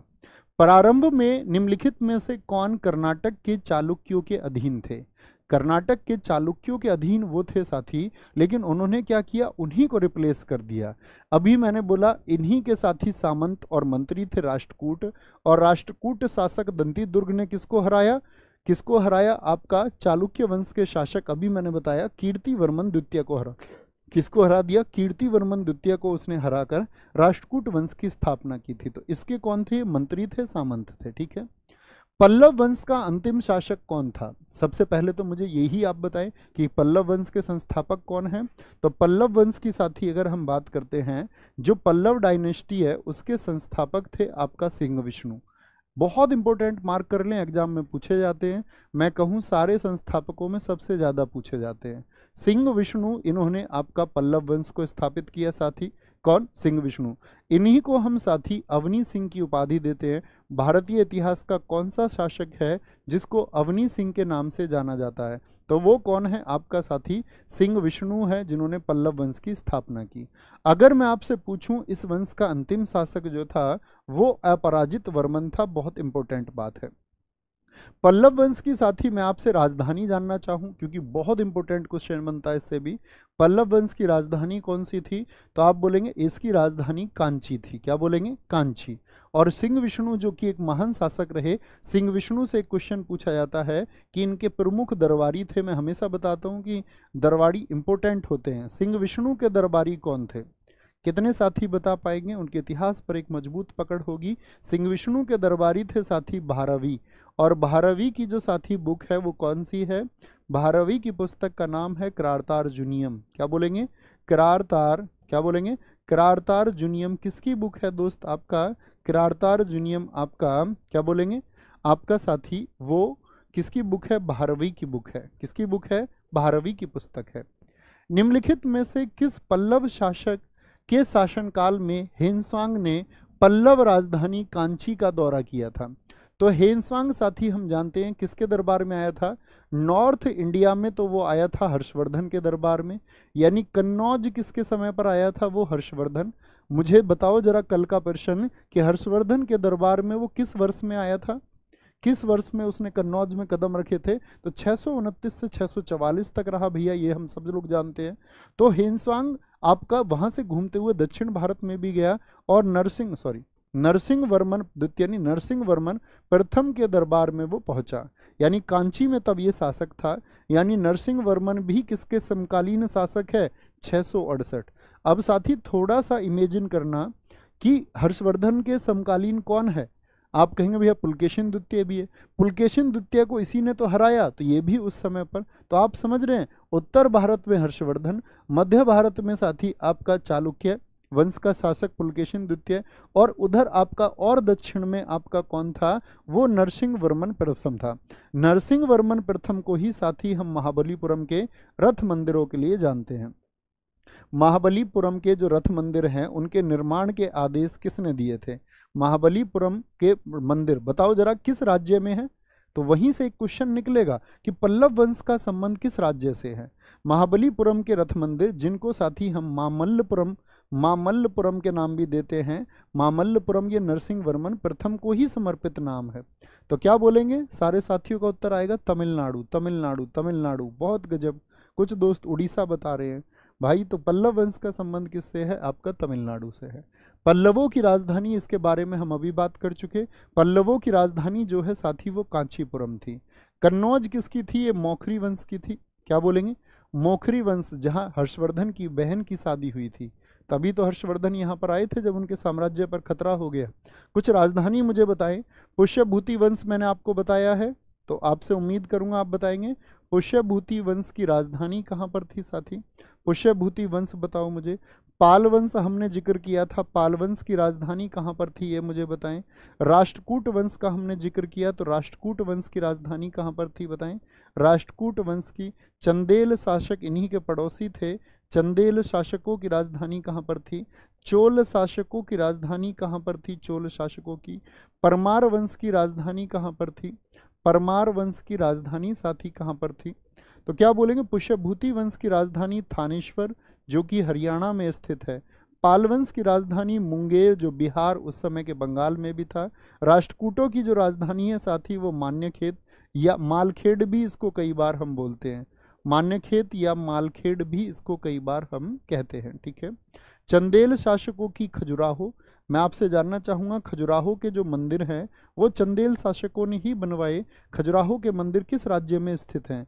चोलों की साथी आपका तंजावुर कैपिटल थी, और परमार वंश के शासकों की जो आपका राजधानी थी वो थी धारा। क्या थी? धारा उनकी कैपिटल थी। क्या बोलेंगे? धारा उनकी कैपिटल थी। आगे आएंगे। दिक्कत होगी तो फिर किस बात के छात्र? कहते हैं गर्व से खड़े होते थे योद्धा तलवार लेकर के अपना सिर ऊपर करके कि फतेह मैं ही करूंगा। बाकी स्थितियां परिस्थितियां किसी को नहीं पता होती थी कि युद्ध के मैदान में साथी होगा तो क्या होगा। बस एक हौसले की जरूरत होती थी कि हाँ मेरे पास तलवार है। उसी तरह एक छात्र होता है जो कहता है कि भैया मेरी आर्थिक स्थिति, सामने कल की परिस्थिति, परसों स्थितियां क्या होंगी मैं उसके बारे में कुछ नहीं जानता, मेरे पास ये पेन है, कागज है, मैं अपनी तकदीर को बदलने के लिए जितना पुरजोर प्रयास कर पाऊंगा मैं बार बार टूटूंगा, मैं बार बार भैया बार बार ये प्रयास करता रहूंगा, मैं बार बार उठूंगा और मैं बार बार प्रयास करूंगा। निम्नलिखित में से किस विश्वविद्यालय की स्थापना पाल वंश के दौरान हुई थी? पाल वंश समझ गए? कौन था फाउंडर बताएंगे जरा? पाल वंश का साथी फाउंडर कौन था? तो पाल वंश का जो फाउंडर था वो था आपका, मैंने बताया, गोपाल। और गोपाल को साथी क्या बोलेंगे? जो गोपाल व्यक्ति है वो लोगों की साथी आपका परमिशन से लोगों ने खुद राजा बनाया। क्या उसके पिताजी राजा थे? नहीं, वो तो उन लोगों की रक्षा करने वाला एक व्यक्ति था। क्या बोलेंगे? इस गोपाल को उन्होंने मत्स्य न्याय, क्या बोलेंगे, जो अराजकता का शासन था उसको खत्म करने के लिए, अराजकता के शासन को खत्म करने के लिए भैया हमारे रक्षक बनो। तो यहाँ पे क्वेश्चन बनता है आपका, ओदंतपुरी में मठ का निर्माण किसने कराया? ओदंतपुरी में मठ का निर्माण, मठ भैया बौद्ध धर्म, जी हाँ ये बौद्ध धर्म को मानने वाला व्यक्ति था। क्या बोलेंगे? ओदंतपुरी में मठ का निर्माण इसने कराया। नालंदा मैं आपको बता चुका हूं साथी गुप्तों के समय पर स्थापित हुआ। किसके समय? किसने स्थापित किया था? नाम बोलेंगे भैया? कुमार गुप्त था। कुमार गुप्त था आपका। विक्रमशिला की बात करें, बिहार में सोमपुरा विहार, आपका जगदल विहार, ये किसके द्वारा? ये आपका पाल वंश के धर्मपाल के द्वारा। किसके द्वारा? धर्मपाल के द्वारा इनको साथी स्थापित किया गया, धर्मपाल द्वारा। आकर के अनुसार नहीं, आकार के अनुसार। आकर तो खान को कहते हैं, माइन को कहते हैं। आकार के अनुसार सौरमंडल के ग्रहों का अवरोही क्रम क्या होगा? बोलेंगे भैया आकार के अनुसार। आकार के अनुसार लगाएंगे, ये आपका क्वेश्चन है क्योंकि आकार के अनुसार पूछा जाता है साथी कि पृथ्वी जो है, पृथ्वी आकार के आधार पर कौन से नंबर का ग्रह है? क्या बोलेंगे? बोलेंगे भाई फटाफट से। भैया सेट आप में आपने गलती कर दी, आपका माघ लिख दिया आपने कृष्ण चतुर्दशी। नहीं, कृष्ण चतुर्दशी साथी आपका होली के पास फागुन में मनाई जाती है, मैं देख लेता हूँ। क्या बोलेंगे आपका? क्या हम उसको माघ लिख चुके हैं? एक बार मैं देख लेता हूँ, एक साथी का डाउट आ रहा है कि शायद हमसे कोई गलती हुई है। होली हो गया आपका साथी, होली होली होली होली होली कहाँ पर है यहाँ पर साथी, बताएंगे ज़रा। कृष्ण जी के बारे में तो हमने कहीं नहीं लिख रखा है, कृष्ण जी के बारे में कहीं पर लिखा था हमने भैया। महाशिवरात्रि की बात हुई है भाई यहाँ पर। अबे यार, चलो देख लेंगे, आप लोग एक बार रिसर्च कर लेना, तुम भी पढ़े लिखे हो यार, देख लेना भाई, मेरी समझ के बाहर आप क्या कह रहे हैं। वापस आएंगे एक बार, ठीक है, वापस आएंगे सारे साथी, इधर बताएंगे। तो आकार के अनुसार सबसे बड़ा कौन सा है भैया, बृहस्पति है जी भैया, इस बात में कोई शक ही नहीं है। तो क्या बोलते हैं, JSUNEVMM, JSUNEVMM, ठीक है, एकदम से पहला विकल्प ठीक है। तो मुझे बताएं पृथ्वी कौन से क्रम का होगा साथी, पृथ्वी बताएंगे एक बार, क्या बोलेंगे, पृथ्वी कौन से क्रम पे आएगा आपका, 1 2 3 4। तो क्या बोलेंगे आपका, ऐसे भी पूछ लेता, आकार के आधार पर पृथ्वी के बाएं और दाएं कौन कौन से होंगे, वरुण और शुक्र होंगे, क्या होंगे, वरुण और शुक्र होंगे। नेक्स्ट है, निम्नलिखित में से कौन सा है जो पार्थिव ग्रह नहीं है, क्या टेरिस्टेरियल प्लैनेट नहीं है, कौन सा नहीं है बताएंगे जी। तो टेरिस्टेरियल किनको बोलते हैं साथी, आपका क्षुद्र ग्रह के बाएं तरफ वाले जो सूर्य की तरफ है, कौन कौन से हैं आपका, एक तो मरकरी है, एक वीनस है, ठीक है, फिर अर्थ है आपका, क्या बोलेंगे, अर्थ के बाद में साथी आपका, सॉरी यहाँ पर कौन सा, मंगल, सॉरी बुधवार है, बुधवार के बाद में यहाँ पर आपका शुक्रवार है, फिर पृथ्वी है, और फिर आपका मार्स है, क्या बोलेंगे, फिर आपका मार्स है, ठीक है। तो ये चारों के चारों जो हैं, ये चारों के चारों, इनको हम बोलते हैं टेरिस्टेरियल प्लैनेट, यानी कि इनकी जगह कौन होना चाहिए भैया, शनि की जगह भैया जी पृथ्वी होना चाहिए। और टेरिस्टेरियल प्लैनेट को ही हम क्या बोलते हैं साथी, इसको पार्थिव ग्रह बोले, टेरिस्टेरियल प्लैनेट बोले, इन्हीं को साथी हम आंतरिक ग्रह बोलते हैं। आंतरिक ग्रह, इसका मतलब क्या होता है, कितने साथी जानते हैं, आंतरिक ग्रह बोलते हैं इसी को। इसी को साथी आपका स्थलीय ग्रह बोल सकता है, इसी को आपका स्थलीय ग्रह बोलेगा, ठीक है। इसी को साथी आपका चट्टानी ग्रह भी कह सकता है, क्योंकि ये सब कैसे हैं, ठोस हैं, कैसे हैं, ये सब ठोस हैं, स्थल आकृति वाले हैं, स्थल आकृति वाले हैं, ठीक है, स्थल आकृति वाले हैं। अगर मैं आपसे पूछ लूं बाकी के चार कौन कौन से बचे, तो क्या बोलेंगे भैया, बाकी के चार अगर हम बात करें तो इसके बाद में कौन कौन आते हैं आपका, मार्स के बाद में तो कौन कौन आएगा, बृहस्पति आएगा, जुपिटर आएगा साथी आपका, बृहस्पति के बाद में साथी कौन आता है आपका, शनि आएगा, सचर्न आएगा, उसके बाद में यूरेनस यानी कि साथी आपका अरुण ग्रह आता है, और फिर नेपच्यून यानी कि वरुण आता है। तो ये बाकी के जो चार हैं, इन चारों को हम क्या बोलेंगे, इन चारों को हम बोलते हैं बाह्य ग्रह, बाह्य बोले। इन चारों को हम गैसीय भी कहते हैं क्योंकि ये गैस के बने हुए हैं। इन्हीं चारों को हम साथी आउटर प्लेनेट भी बोलते हैं। इन्हीं चारों को साथी हम आपका जोवियन भी बोलते हैं, क्या बोलते हैं। तो कई बार एग्जाम में जोवियन नाम से क्वेश्चन पूछा जाता है, कौन सा जोवियन है और कौन सा नहीं है।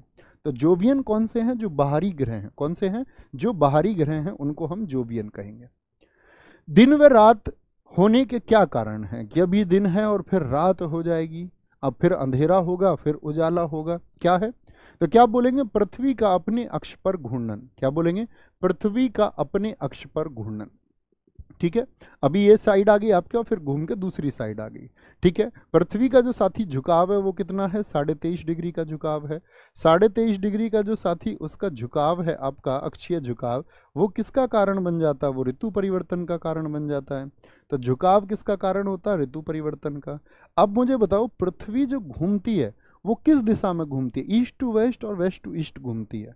तो पृथ्वी का जो घूर्णन होता है वो होता है पश्चिम से पूर्व, कैसे होता है। और सारे ग्रह भी कैसे घूमते हैं, सारे ग्रह भी पश्चिम से पूर्व ही घूमते हैं, सिर्फ 2 ग्रहों को छोड़कर, ठीक है। ये क्या है, ये पृथ्वी का घूर्णन है आपका।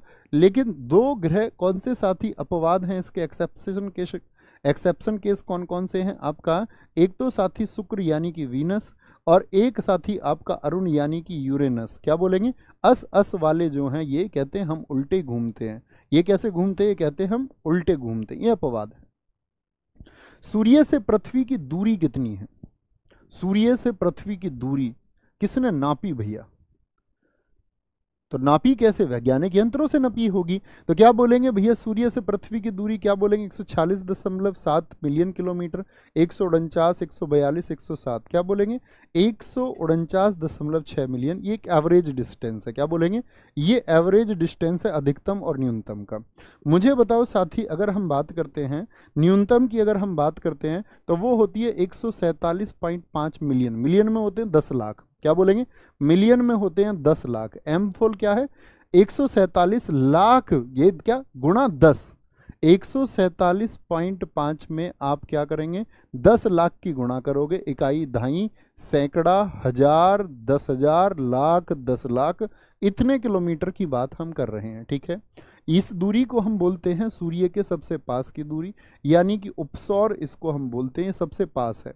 क्या बोलते हैं इसको? उपसौर बोलते हैं, पेरिहिलियन बोलते हैं। क्या बोलते हैं? पेरिहिलियन इसको हम कहते हैं। और उपसौर की स्थिति कब बनती है साथी? आपका 3 जनवरी को बनती है। लेकिन एक दूरी साथी आपका 152.7 किलोमीटर, 7 मिलियन किलोमीटर जो है, 152.7 मिलियन किलोमीटर, इसको साथी हम बोलते अपसौर। ये मैक्सिमम दूरी है। तो पूछेगा अपसौर की स्थिति, अपहिलियन की स्थिति कब होगी? अपहिलियन की स्थिति कब होगी? तो आप बोलेंगे भैया ये 3 जनवरी को होती है पेरिहिलियन, ये होती है 4 जुलाई को। क्या बोलेंगे?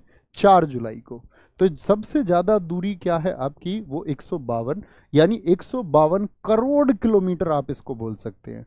147 करोड़ किलोमीटर इसको आप बोल सकते हैं, दिक्कत नहीं करनी है। ठीक है, क्या बोलेंगे? 152 करोड़ किलोमीटर मैक्सिमम, और एक औसत आएगा 149। निम्न में से किन तिथियों को सूर्य की किरणें विषुवत रेखा पर सीधी पड़ती हैं? विषुवत रेखा समझते हैं, पृथ्वी के मध्य से जिस रेखा को हम बांटते हैं, तो क्या बोलते हैं इसमें साथी? हम देखते हैं परिक्रमण पृथ्वी का। जैसे ये साथी आपका, ये आपका सूर्य हुआ, ये साथी आपका सूर्य हुआ, और पृथ्वी क्या कर रही है? इसका चक्कर लगा रही है दीर्घवृत्ताकार कक्षा में। सब लोग जानते हैं जी भैया, पृथ्वी इसका दीर्घवृत्ताकार कक्षा में चक्कर लगा रही है। तो पृथ्वी की स्थिति क्या हो सकती है? यहाँ भी हो सकती है, एक यहाँ पृथ्वी, एक यहाँ, 4 स्थितियां हम इसके लिए लेते हैं। 4 स्थितियां होती है। ये स्थिति है साथी 21 मार्च की, ये स्थिति कब की है? 21 मार्च की, और ये स्थिति है आपका 23 सितंबर की। तो इन्हीं दिनों में क्या होता है कि सूर्य की जो किरणें हैं वो पृथ्वी पर क्या बढ़ती हैं? सीधी पड़ती हैं। यहाँ पर मकर रेखा की बात आ जाती है। ये 21 जून है जिस दिन सबसे लंबा दिन होता है, और ये स्थिति है साथी आपका 22 दिसंबर। इस दिन क्या होता है? सबसे छोटा दिन होता है। क्या बोलेंगे? सबसे छोटा दिन होता है। क्या बोलेंगे? सबसे छोटा दिन किस दिन होता है? आपका 22 दिसंबर। और सबसे लंबा दिन साथी किस दिन होता है? 21 जून को होता है। क्या बोलेंगे? सबसे लंबा दिन, सबसे बड़ा दिन बोलेंगे शायद। क्या बोलेंगे? सबसे बड़ा दिन कब होता है आपका? क्या बोलेंगे? ये साथी इस दिन होगा। नहीं, लंबाई बोलेंगे साथी, बड़ा नहीं, वो विशेषण के रूप में ठीक नहीं है। क्या बोलेंगे? सबसे लंबा दिन कौन सा होगा? ठीक है, सबसे बड़ा हो गया क्योंकि उसका स्केल है। भारत सरकार ने क्षेत्रीय ग्रामीण बैंकों की स्थापना किस वर्ष में की थी? आरआरबीज को कब खोजा गया था? आगे आएंगे, फटाफट से बोलेंगे।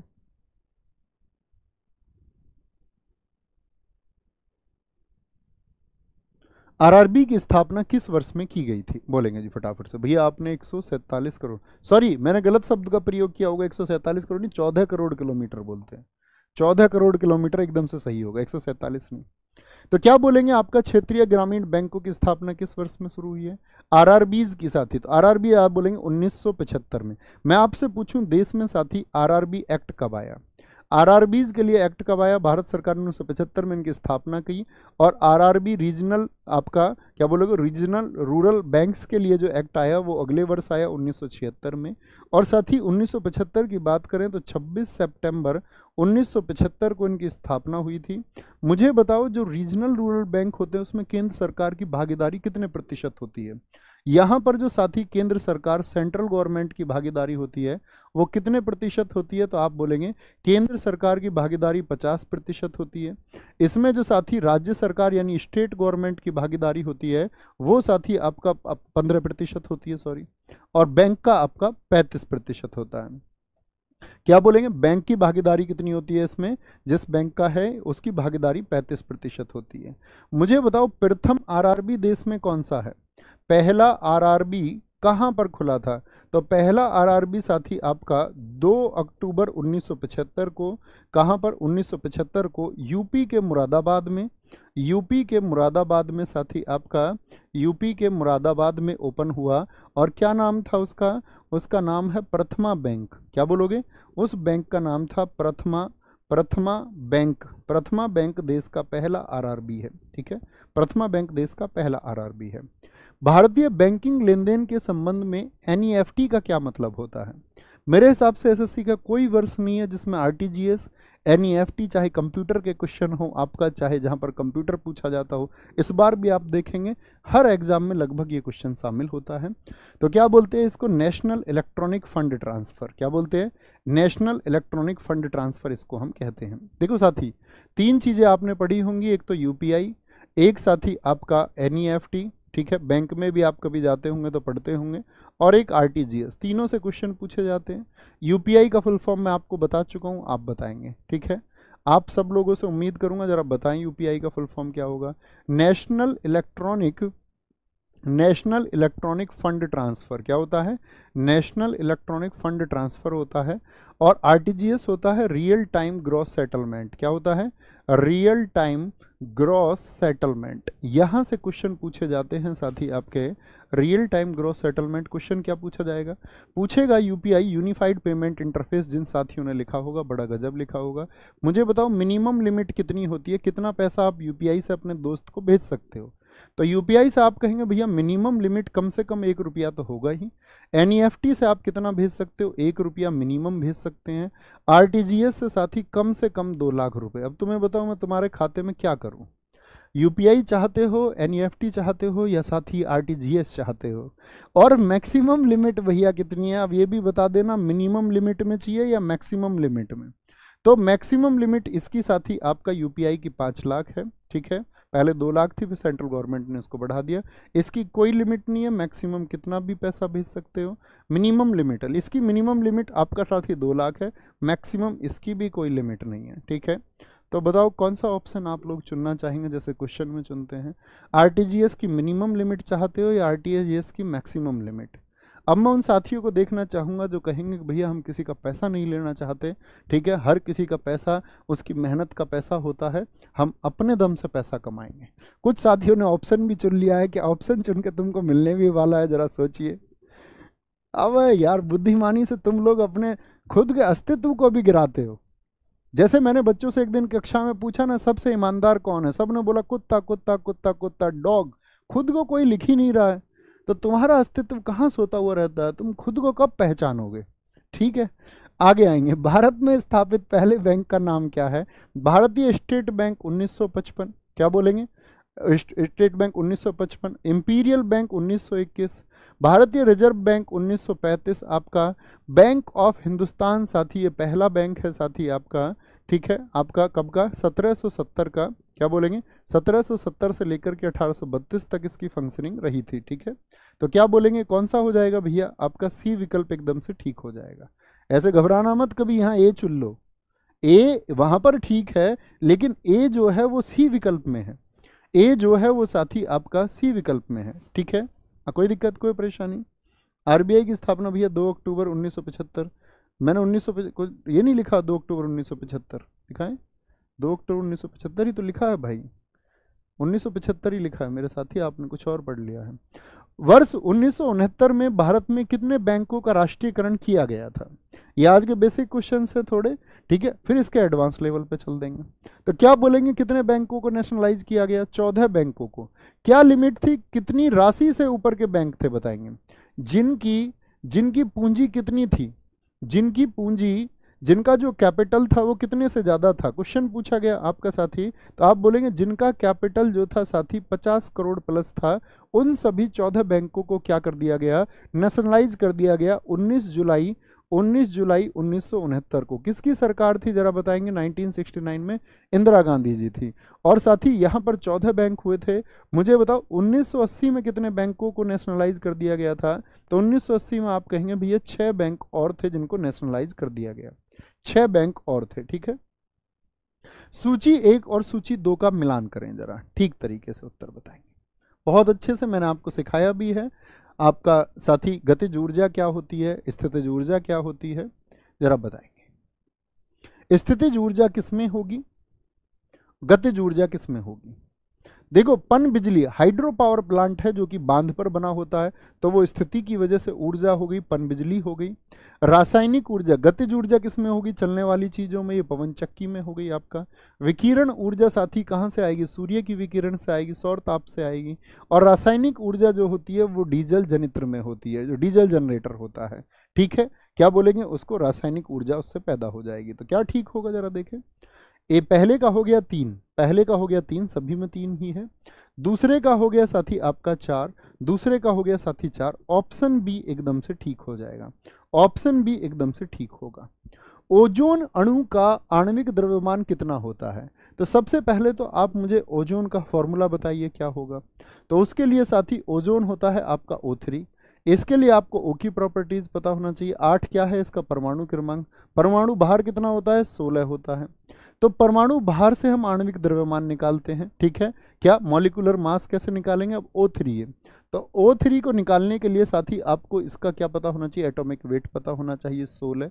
और कितने O के परमाणु है, 3 है, 16 तिया कितना हो जाएगा आपका साथी, 48 हो जाएगा। कितना हो जाएगा, 48 हो जाएगा। क्या होगा, 48 सही आंसर होगा। जैसे N2 का मुझको बताइए, नाइट्रोजन का N2 का बताओ जी, N2 का बताएंगे सारे दोस्त। तो N का कितना होता है, उसके लिए N की प्रॉपर्टीज पता होना चाहिए।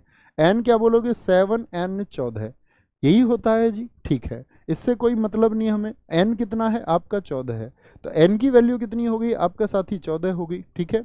अब चाहिए कि हमको N2 चाहिए, तो 14 दूनी क्या हो जाएगा, 14 2 जा, क्या बोलेंगे, 14 2 जा 28, क्या बोलेंगे, 14 2 जा 28 हो जाएगा, ठीक है। ऐसे करते थे तुम भी, 14 4 जा करना है और मन में याद कर ली, 14 गुण 14, 14 दूनी 14 दूनी 18, 34 14 चौका करके और फिर 4 जा बता दिया। N2 का, NH3 का साथी बताएं, NH3 का कितना होगा, तो इसके लिए N का पता होना चाहिए। N कितना हो गया, 14 हो गया जी, ठीक है। अब N के अलावा कुछ है तो जुड़ेगा, क्योंकि N तो पूछ नहीं रहा, सिर्फ H3 और H का कितना होता है, 1, H1 आपका 1 होता है, 1 तिया 3 होगा, 14 और 3 कितना हो जाएगा, अमोनिया का 17 हो जाएगा। कितना होगा आणविक द्रव्यमान, निकाल सकते हैं किसी का। कार्बन का बताना, कार्बन का आणविक द्रव्यमान कितना होगा, कार्बन का आणविक द्रव्यमान कितना होगा, ठीक है, कार्बन का आणविक द्रव्यमान कितना होगा। फिर मैं आपसे पूछूंगा CO2 का कितना होगा, ठीक है, ये होमवर्क है, करके देखना है इनको। C का कितना होता है, C6 14 होगा। अब C 14 है, अकेले C का चाहिए तो 14 हो गया आपका। CO2 है साथी, तो यहाँ पर C का अलग से निकालना, O का दुगना करना और जोड़ लेना, ठीक है, निकाल पाएंगे तो अच्छी बात है। सोडियम हाइड्रोजन कार्बोनेट को निम्नलिखित में से क्या कहा जाता है, सोडियम हाइड्रोजन कार्बोनेट, सोडियम चाहिए Na, हाइड्रोजन चाहिए H, कार्बोनेट CO3, तो NaHCO3 ये बेकिंग सोडा होता है। क्या होता है, ये भैया बेकिंग सोडा होता है। इसी को हम बोलेंगे सोडियम बाइकार्बोनेट, क्या बोलेंगे, इसी को हम बोलेंगे सोडियम बाइकार्बोनेट, ठीक है, सोडियम बाइकार्बोनेट इसको हम कहेंगे, ठीक है। अच्छा जी, ये क्या होता है वाशिंग सोडा, इसको क्या बोलते हैं, इसको बोलते हैं Na2, ये फॉर्मूले अक्सर पूछे जाते हैं, याद रख लेना। 10H2O क्या होता है ये, इसको बोलेंगे, क्योंकि इसमें बीच में H नहीं है तो ये बाई नहीं है इसमें, इसको बोलेंगे सोडियम कार्बोनेट, क्या बोलेंगे, sodium carbonate. Option C gypsum का सूत्र बताइए दोस्त, जिप्सम का फॉर्मूला कितने दोस्त बता सकते हैं, उनको फिर प्लास्टर ऑफ पेरिस भी पता होगा। CaSO4 × 2H2O ये जिप्सम होता है। प्लास्टर ऑफ पेरिस में क्या आता है, हाफ H2O आता है। CaSO4 × हाफ H2O आएगा, ठीक है। कुछ फॉर्मूले मैं आपसे जानना चाहूँगा। नीला थोता क्या फॉर्मूला क्या होता है, कॉपर सल्फेट का फॉर्मूला क्या होता है, तो कॉपर सल्फेट का क्या होता है, CuSO4 होता है, CuSO4। हरा कशिश जिसको फेरिक सल्फेट हम कहते हैं, हरा कशिश जिसको हम फेरिक सल्फेट कहते हैं, क्या फॉर्मूला होता है जरा बताओ, Fe2SO4 का होल थ्राइस भैया होता है, ठीक है, होल थ्राइस होता है। लाल दवा किसको बोलते हैं, बताएंगे जी, लाल दवा किसको बोलते हैं, पोटेशियम परमैंगनेट को बोलते हैं भैया, पोटेशियम परमैंगनेट। फॉर्मूला क्या होगा, KMnO4 होगा। फॉर्मेलिन क्या फॉर्मूला क्या होता है, फॉर्मेलिन का फॉर्मूला क्या होगा साथी, फॉर्मेल्डिहाइड के रूप में होता है, HCHO होता है। वुड स्प्रिट साथी क्या बोलेंगे, वुड स्प्रिट का फॉर्मूला क्या होगा? तो वुड स्प्रिट का फॉर्मूला होता है आपका मैथिल एल्कोहल CH3OH। क्लोरोफॉर्म का फॉर्मूला साथी क्या होता है? क्लोरोफॉर्म का फॉर्मूला क्या होगा? तो बोलेंगे CHCl3। Cl3 मतलब ट्राइक्लोरो, CH मैथेन, तो ये क्या होता है? ट्राइक्लोरोमेथेन होता है, ट्राइक्लोरोमेथेन होता है। CH3OH क्या हो गया? मैथिल अल्कोहल हो गया, फॉर्मेल्डिहाइड हो गया, पोटेशियम परमैंगनेट हो गया, फेरिक सल्फेट हो गया, कॉपर सल्फेट हो गया। मुझे बताओ MIC का फॉर्मूला क्या होता है, जिसको हम बोलते हैं मिथाइल आइसोसाइनेट, CH3NC होगा। क्या है ये? Methyl isocyanate. किस संयंत्र से ये साथी रिस गई थी, जरा बताएं। मिथाइल आइसोसाइनेट आपको साथी घटना पता होनी चाहिए। MIC का रिसाव कहाँ से हुआ था? भोपाल गैस त्रासदी। कहाँ पर हुआ था? भोपाल में ये साथी हुआ था। ठीक है, आगे आएंगे। यूरिया में मौजूद तत्व क्या है? यूरिया में क्या क्या होता है, जरा बताएंगे। तो इसके लिए आपको यूरिया का फॉर्मूला पता होना चाहिए, NH2CONH2। क्या होता है? NH2CONH2, या हम कह सकते हैं NH2 का होल ट्वाइस CO। ये फॉर्मूला है किसका? आपका। तो इसमें क्या है? नाइट्रोजन भी होता है, हाइड्रोजन भी, कार्बन भी और ऑक्सीजन भी। क्या है? एक फर्टिलाइजर है, एक खाद है। तो ऐसे क्वेश्चन पूछा जाएगा। यूरिया जो साथी होता है, यूरिया का जो साथी इसको सिंथेसाइज किया जाता है, इसका जो संश्लेषण होता है बॉडी में तो होता है लीवर के द्वारा। किसके द्वारा? लीवर के द्वारा होता है। और यूरिया में साथी आपका नाइट्रोजन कितने % होता है? गांव के बच्चे जानेंगे, जिन्होंने अपने घर में कभी तुमने यूरिया का छिड़काव किया होगा, खेत में कट्टे से खाद बिखेरा होगा, तो तुमको पता होगा कि यूरिया में कितना, लगभग 46% नाइट्रोजन होता है। कितना होता है? 46.66 होता है एक्यूरेट। तो क्या होता है? और आपसे पूछ ले साथी इसमें, क्या कई बार पूछ ले कि नाइट्रोजन किस में होता है। आगे आएंगे। यूरिया सबसे अच्छा सोर्स है उसका। श्वसन प्रक्रिया के दौरान क्या होता है? श्वसन प्रक्रिया के दौरान साथी क्या होगा, बताएंगे जी। क्या रिलीज होती है? Carbon dioxide. और श्वसन प्रक्रिया जिसको साथी हम किस में रखते हैं? रिडक्शन में रखते हैं, अपचयन में रखते हैं। तो मुझे वायवीय श्वसन का एरोबिक साथी जो आपका श्वसन होता है, उसका प्रक्रिया क्या होती है? C6H12O6। और क्या ग्रहण करते हैं हम? ऑक्सीजन ग्रहण करते हैं, सबके 6 अणु। निकलेगा क्या श्वसन के बाद में? कार्बन डाइऑक्साइड और साथ ही आपका जल। और क्या निकलती है? एनर्जी। कितने किलो जूल एनर्जी निकलती है? तो आप बोलेंगे भैया 283 किलो जूल एनर्जी निकलती है। तो श्वसन में क्या निकल रहा है? आपका कार्बन डाइऑक्साइड निकलती है। श्वसन में हम ग्रहण क्या करते हैं साथी? ऑक्सीजन। अब जो ये ऑक्सीजन हम ग्रहण करते हैं, ये कहाँ से ग्रहण करते हैं? वायुमंडल से। और वायुमंडल में जो साथी ऑक्सीजन हम लेते हैं वो कितनी होती है, जरा बताएं। वायुमंडल से तो आप कहेंगे भैया नाइट्रोजन तो 78% होता है। फिर साथी भैया आपका ऑक्सीजन होता है लगभग 20%। 20% के बाद में, ऑक्सीजन के बाद में तीसरे नंबर पे कौन आता है? फिर आर्गन आता है। 0.03%, सॉरी 0.03 कार्बन डाइऑक्साइड होती है, 0.9% के करीब होती है। ठीक है, और फिर आता है कार्बन डाइऑक्साइड वायुमंडल से, तो 0. आपका 03 ये कार्बन हो जाता है। ठीक है, तो ये हम लेते हैं और उसके बाद में हम क्या करते हैं? अपने शरीर के लिए जो आवश्यक है उसको लेते हैं, बाकी छोड़ देते हैं। 4% प्रयोग करके बाकी छोड़ देते हैं। शिशुओं के जठर रस में उपस्थित रेनिन किसका पाचन करता है? बच्चों में होता है रेनिन। किस चीज को पचाने के लिए होता है? इसको ऑप्शन को छोड़ दीजिए, रेनिन क्या पचाता है ये बताएंगे भैया।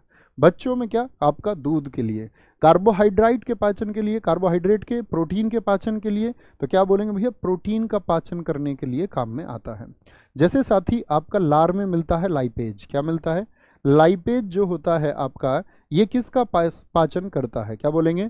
लाइपेज जो होता है ये किसका पाचन करता है? आप बोलेंगे जो इंटेस्टाइन में फैट है, आंत में जो वसा है, आंत में जो वसा होती है उस वसा का पाचन ये करता है। ठीक है, एमाइलेज किसका पाचन करता है?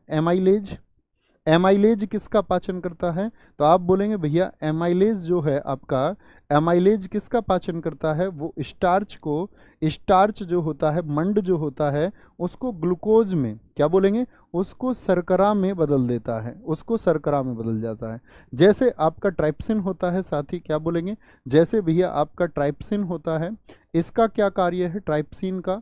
तो क्या बोलेंगे? ये आपका जो ट्राइप्सिन होता है, सॉरी ट्राइप्सिन होता है आपका, ये क्या कार्य करता है? तो इसका कार्य है साथी प्रोटीन को एमिनो एसिड में तोड़ना। क्या बोलेंगे? प्रोटीन को एमिनो एसिड में कौन तोड़ता है? प्रोटीन को एमिनो एसिड में तोड़ने का काम करता है। एमिनो एसिड में तोड़ता है कौन? आपका ट्राइप्सिन तोड़ता है। ठीक है, और ये सब क्या है? एंजाइम है। एंजाइम क्या करते हैं साथी? किसी भी क्रिया की दर को बढ़ाते हैं। ठीक है, आगे आएंगे। नेक्स्ट है, हाल ही में किसे हॉकी इंडिया अवार्ड्स 2023 में hockey player of the year चुना गया है? तो hockey player of the year किसको चुना गया? हार्दिक सिंह को? जी हाँ। सलीमा टेटे को? जी हाँ। दोनों को चुना गया है। क्या बोलेंगे? दोनों को चुना गया है हाल ही के अवार्ड्स में। एक तो साथी इरेस्मस अवार्ड भी मत भूलना। ठीक है, ये तो हो गया हॉकी इंडिया अवार्ड। और इरेस्मस अवार्ड की अगर हम बात करें 2024 में किसको मिला है? तो ये मिला है अमिताभ घोष को। क्या कुछ साथी मुझे बता सकते हैं अमिताभ घोष जी की कौन सी रचना बहुत प्रसिद्ध है? तो बोलेंगे द शैडो लाइन। उसके लिए उनको ज्ञानपीठ भी मिला है। मिस वर्ल्ड ह्यूमैनिटेरियन अवार्ड किसको मिला? क्या बोलोगे? मिस वर्ल्ड ह्यूमैनिटेरियन अवार्ड किसको मिला? क्या बोलेंगे? ह्यूमैनिटेरियन अवार्ड ये किसको मिला है इस बार? तो आप बोलेंगे नीता अंबानी को भैया मिला है। किसको मिला है? नीता अंबानी को मिला है। ठीक है, नीता अंबानी को मिला है। कोई दिक्कत, कोई परेशानी? आगे, हाल ही में किस राज्य के राज्यपाल ने परमवीर चक्र उद्यान का उद्घाटन किया? परमवीर चक्र उद्यान कहां पर? कर्नाटक, तमिलनाडु, आंध्र प्रदेश या महाराष्ट्र? तो आपका आंसर आना चाहिए साथी क्या? तमिलनाडु। क्या बोलेंगे? तमिलनाडु। निंगल नालामा योजना कहां पर चली है? क्या पूछेगा? निंगल नालामा योजना साथी, निंगल नालामा जो आपका स्कीम है वो कहां पर लॉन्च हुई है? कहां पर शुरू हुई है? तो आप कहेंगे तमिलनाडु में शुरू हुई है। परिसीमन के खिलाफ कौन प्रस्ताव लेकर के आया साथी? परिसीमन के खिलाफ। किस चीज के परिसीमन के खिलाफ? देश में क्या मुहिम चल रही थी? आपका one nation one tax, sorry one nation one election के खिलाफ लेके आया। वन नेशन वन इलेक्शन, क्या बोलेंगे? एक देश एक चुनाव के खिलाफ ये परिसीमन लेकर के आया। यहीं पर साथी एक सर्वे शुरू हुआ है किसका? नीलगिरी तहर। क्या बोलेंगे? ये नीलगाय के जैसा एक साथी जीव होता है। नीलगिरी तहर का जो सर्वे है वो किस राज्य में शुरू हुआ? तो आप बोलेंगे भैया तमिलनाडु में शुरू हुआ। आपसे पूछे मना मदुरई, क्या बोलेंगे? मना मदुरई। मदुरई वैसे भी कहाँ पर है? तमिलनाडु में। ये मदुरई साथी जो पॉटरी है उसको जीआई टैग मिला है। वो कहाँ की पूछी जाएगी आपसे? तो आप बोलेंगे भैया वो आपका तमिलनाडु की है। एक साथी आपका पुदुमई पेन योजना पूछी जाएगी। पुदुमई पेन योजना, इसका संबंध किससे है? तो क्या बोलेंगे? ये एक छात्रवृत्ति योजना है जिसमें बच्चों को क्या दी जाएगी? स्कॉलरशिप दी जाएगी। छात्रवृत्ति योजना का संबंध किससे है? तमिलनाडु से है। किससे है? तमिलनाडु से साथी है आपका। नेक्स्ट, हाल ही में चीन ने किस प्रदेश के 30 स्थानों के नाम बदले हैं? किस प्रदेश के? बोलेंगे फटाफट से।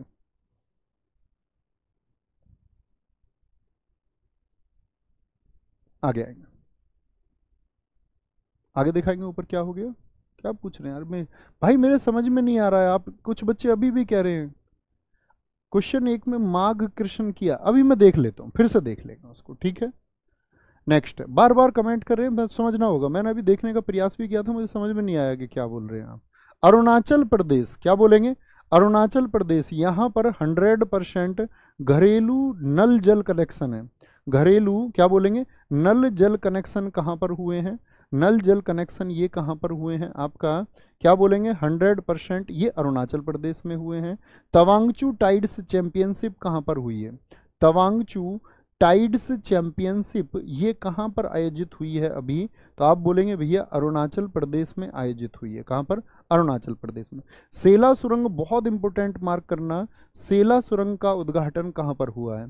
तो सेला सुरंग आपका कहाँ पर? तवांग जिले में, अरुणाचल प्रदेश में। कहाँ पर? अरुणाचल प्रदेश के किस जिले में स्थित है? तवांग जिले में। ठीक है, सेला सुरंग। म्यूजिक फ्रॉग की एक नई प्रजाति कहाँ पर खोजी गई? म्यूजिक फ्रॉग की एक नई प्रजाति खोजी गई है साथी। ये नई प्रजाति कहाँ पर खोजी गई है? म्यूजिक फ्रॉग की नई प्रजाति, तो क्या बोलेंगे? अरुणाचल प्रदेश में खोजी गई है। नेक्स्ट है, हाल ही में कौन पेरिस ओलंपिक में भारत की पहली महिला जूरी सदस्य बनी है?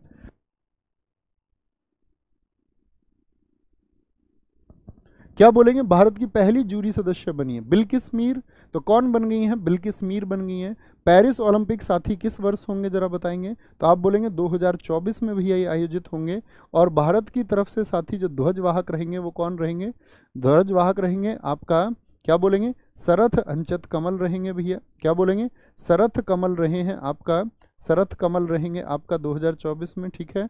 और ध्वजवाहक साथी क्या बोलेंगे, ध्वजवाहक कौन रहेगा, सॉरी ध्वजवाहक बोल रहा हूँ, ध्वजवाहक नहीं आपका, यहीं पर साथी सेफ डे मिशन के लिए किसको चुना गया है, safe day mission, Paris Olympic के लिए जो सेफ डे मिशन है उसको किसको चुना गया है, मैरी कॉम को चुना गया है, किसको, मैरी कॉम को भैया चुना गया है, गलती नहीं करनी है, किसको, मैरी कॉम को। क्या आप मुझे बता सकते हैं जो पेरिस में अभी ओलंपिक होने जा रहे हैं, इनका साथी जो वाक्य रहेगा, जो मोटो रहेगा, सेंटेंस रहेगा, वो क्या रहेगा, मेड फॉर, क्या बोलेंगे, मेड फॉर शेयरिंग रहेगा, क्या बोलेंगे, मेड फॉर शेयरिंग रहेगा, ठीक है, मेड फॉर शेयरिंग रहेगा।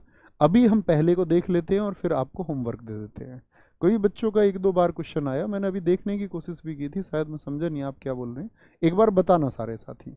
यहाँ पर क्वेश्चन था पंचांग के अनुसार महाशिवरात्रि कब मनाई जाती है, ठीक है, तो माघ कृष्ण पक्ष की आपका चतुर्दशी, ठीक है। आप क्या कहना चाह रहे हैं मुझे ये दिखाएं।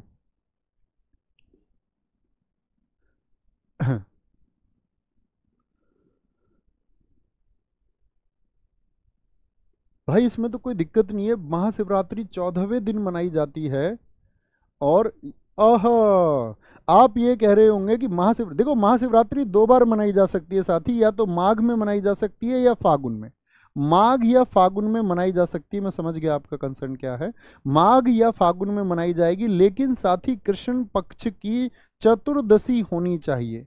और किसी विकल्प में आप अगर आप ऑप्शन 4 को देख के फागुन से कंफ्यूज हो, क्योंकि शायद मैंने आपको पहले कभी फागुन बता दिया होगा, माघ और फागुन दोनों में मनती है, वो फागुन भी ठीक है, माघ भी ठीक है, लेकिन कृष्ण पक्ष की साथी चतुर्दशी 14वीं डेट होनी चाहिए। मैं समझ गया आप क्या कहना चाह रहे होंगे, क्या होना चाहिए, कृष्ण पक्ष की चतुर्दशी होनी चाहिए। बात क्लियर है अब तो कोई दिक्कत नहीं, अब तो कोई दिक्कत नहीं, माघ में और फागुन में दोनों में मनाई जा सकती है, लेकिन क्या डेट कौन सी होनी चाहिए, 14th डेट को मनेगी, 14 को होने चाहिए।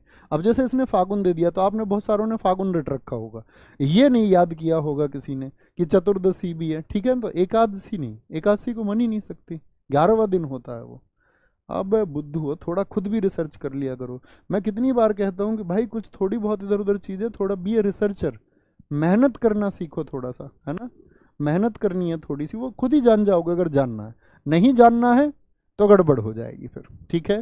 पेरिस ओलंपिक कौन से क्रम के ओलंपिक गेम्स होंगे, ये आपका आज का होमवर्क है।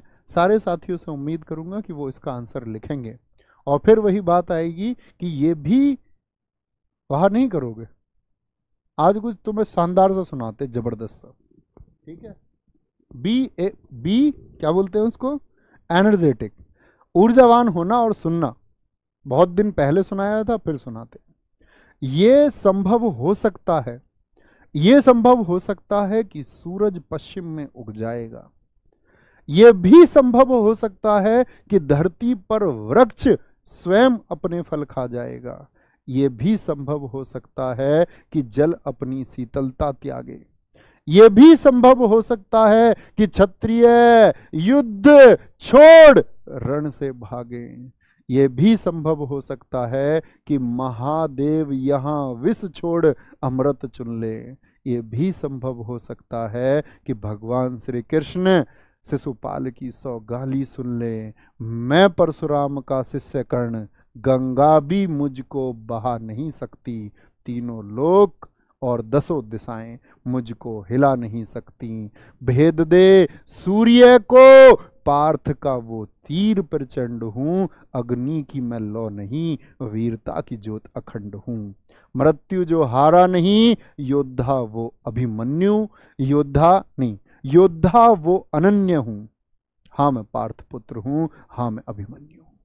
तो ये वाला करेज होना चाहिए कि भैया अगर जुड़े हैं, दम अगर हम लगाएंगे तो हमसे आगे इस मैदान में कोई नहीं डटेगा, कोई दूसरा नहीं हो सकता जो आपका स्थान ले सकता है, अगर आप सच में उससे ज्यादा मेहनत करने वाले हैं। जो मेहनत करेगा स्थान उसको मिलेगा, और उस सब के लिए चाहिए साथी हौसला।